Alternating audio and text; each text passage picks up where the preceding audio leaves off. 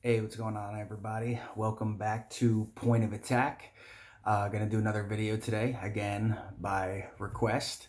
I was asked to break down the Las Vegas Raiders, formerly the Oakland Raiders, formerly the Los Angeles Raiders, formerly the Oakland Raiders before that, and they're moving them again. Apparently, you know, ownership just doesn't like to stay there.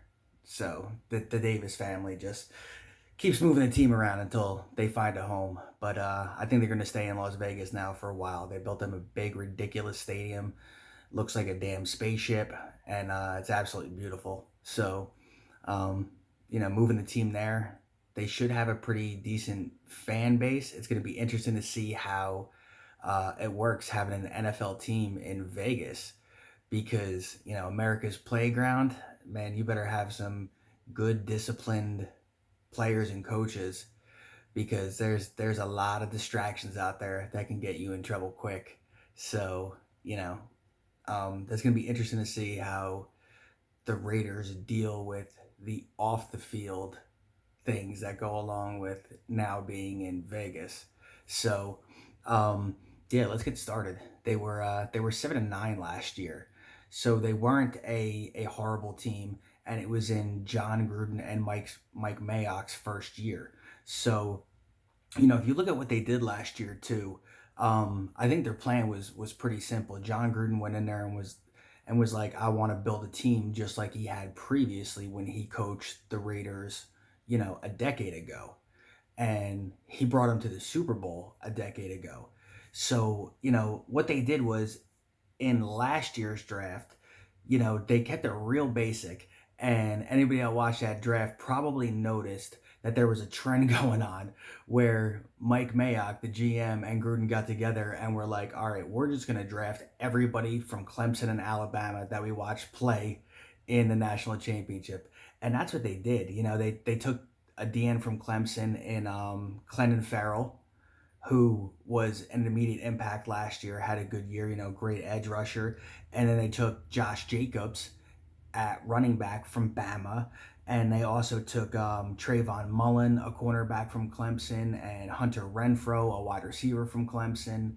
So, they picked up a lot of good players in last year's draft that were all immediate starters and had immediate impact. And then this year, they did almost the exact same thing. They had a really good draft.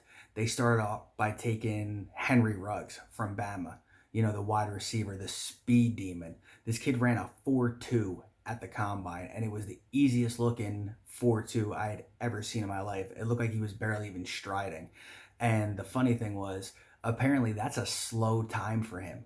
They were actually disappointed because they thought he had a chance to break the combine 40 record and run a very low 4.1, and they were upset that he ran a 4.27, which is just ridiculous because that is just absolutely blazing speed. That is Tyreek Hill fast, except he goes pretty much 6 foot and 190 pounds, so he's got good size to him too. um, I don't think he was the best wide receiver in the draft, even though they took him over Jerry Jeudy and CeeDee Lamb, because anybody that's ever followed the Raiders and the Davis family, especially when Al Davis was still alive and the owner, they get enamored with speed. It's all about speed, speed, speed, speed, speed. And they did the same thing this year with their wide receivers because they went very wide receiver heavy in the draft because they needed to. Because last year, their wide receivers weren't real stellar. They didn't have a wide receiver that had over 50 receptions. So they went full blown nuts to try to pick up as many wide receivers as they could in this draft. And Lynn Bowden was another wide receiver that they got, and he was from Kentucky, but just staying on course with what they did, another speed guy. He runs a 4.3. So it seems like they're trying to build their offense to be very, very similar to Kansas City, where it's high powered and it's like a 4x100 track team out there. So they're following in that same footsteps. Um, excuse me. The one thing I did like about Lynn Bowden, you watch him play, He's like a Steve Smith Sr. clone. You know, he's not real big, but he's very strong and he's fast and he's super feisty, which, you know, I love wide receivers like that. He's not scared to get in there and block. And I think he's a solid pickup to go with Henry Ruggs. And you bring those two guys in with the wide receiver they already had last year with Hunter Renfrow from Clemson. And now you're starting to put together, you know, a nice wide receiving core for Derek Carr. So they did pretty good in the draft. They got quite a few good players. Most of them were from Clemson again or Alabama. Tanner Muse, a safety, because they needed really to fill that position there. I thought Tanner Muse was a great pickup. You know, he's a big safety too. He goes almost 6'3", 227. He's got good speed.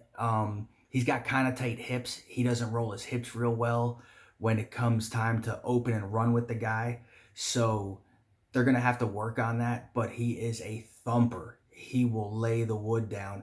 And they were even talking about possibly playing him at linebacker, you know, maybe putting 20 pounds on him and putting him at linebacker. So they got a guy there that can possibly play both positions. So they are going to be much improved. The biggest issue they had last year was they had a hard time scoring points. They only averaged 18 points a game, which was 24th in the league.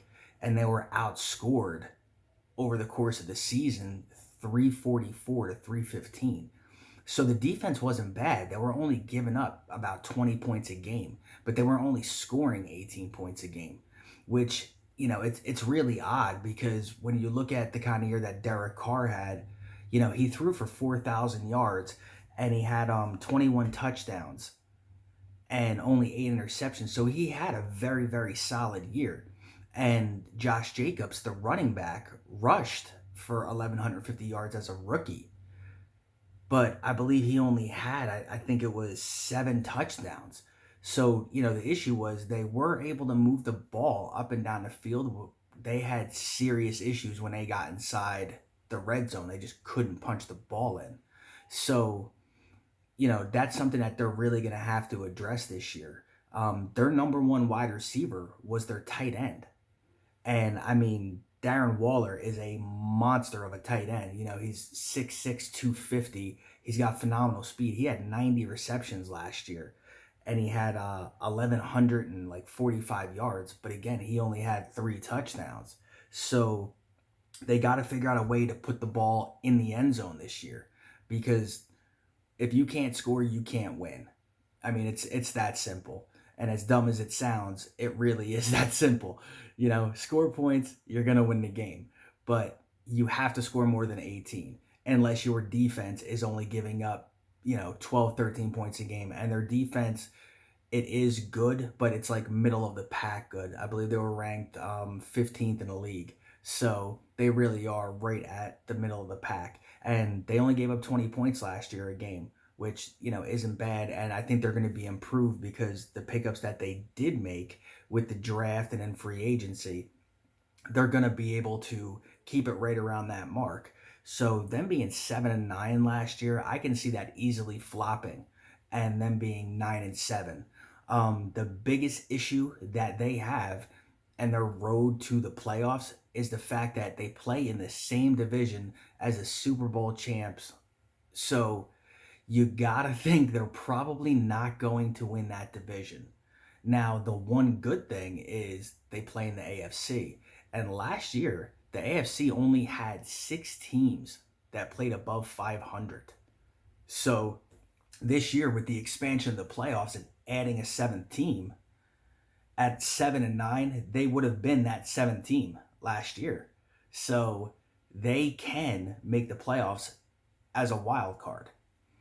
And the good thing that, you know, okay, their division is led by the Super Bowl champs, but at the same time, you have the Denver Broncos and the Chargers also in that division. And although Denver did have a very, very good draft, they still have a lot of question marks. You know, Drew Lock is their quarterback. So even though they picked up some great wide receivers and some weapons, you got to wonder how Drew Lock himself is going to be. I mean, they were 7-9 last year as well. And then the Chargers were 5-11. And the Chargers just lost Phillip Rivers, who decided after 17 years that he was going to go to Indianapolis and probably finish his career there.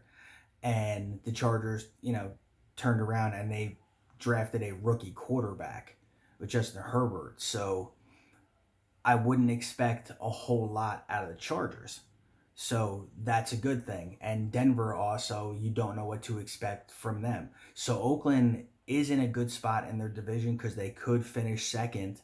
And as long as they can maintain what they did last year, they're in a good spot to at least wild card in. Because the only other teams that you really have to worry about is like the Tennessee Titans, the Houston Texans, the Ravens, Indianapolis Colts, I think might be a problem this year. They did really, really well in the draft. They, like I said, they picked up Phillip Rivers. They got Jonathan Taylor at running back. They've got a great coach in Frank Wright. But overall, I think Oakland is in a very good spot. I called them Oakland. Sorry, man. They're actually Vegas now. Yeah, I think the Raiders are in a good spot. They've got a lot of good players, and I think they really just need to bring it together. And this being Gruden's second year and having some more chemistry now and the guys getting more used to his system, I think they'll be okay. I think it's all going to revolve around Derek Carr. Can he start to improve? Because it seemed like his first 2 or 3 years, he was, heading in a really right direction. He was looking really, really, really good. And then he got hurt. And then he had a down year. And then last year, he started to come back again and start to look like the Derek Carr that we thought he was going to be. Now, granted, the Raiders did go out and they got Marcus Mariota as a backup plan. So if Carr does get hurt again or he's just not able to get it done, you can believe that he's going to get sat down and Mariota will come in. And that should be interesting too, because Mariota, as far as a passer, I don't believe is as good as Derek Carr. He's more athletic, but, with what they're trying to do, which it seems like they did follow the blueprint of the Chiefs where they're going to try and score a ton of points and just not worry about their defense stopping everybody. And hey, if we can throw 40 on the board and our defense can only give up 25, that's fine with us, because that's the exact blueprint that the Chiefs use. We're just going to put so many points on the board. It doesn't matter if our defense is a top defense or not, or middle of the pack. So I think that's where the Raiders are heading, and that's where they're trying to get to. And being 7-9 last year, like I said, I think they can flip that. Now they can probably go 9-7 or better and probably be a playoff team. It's just all going to come down to whether or not they can stay healthy and whether or not they can stay out of trouble being in Vegas. And otherwise, I think it'll be good. So, keep an eye out for the Raiders to actually make a push to be a playoff team. And I know that's probably going to surprise a lot of people, but if you break it down and look at it, it's extremely possible. So I hope that clears things up for you. My boy Murph, huge Raider fan, has been since day one. Really wanted me to do this video. I was hesitant about because I was like, what do I say about the Raiders? So there you go. I hope it gives you a little bit of positive energy heading into the season. And, if you guys wind up being great, you can thank me because I saw it coming. And if you didn't, it's probably your fault. So thanks for watching, man. I'll catch you guys later.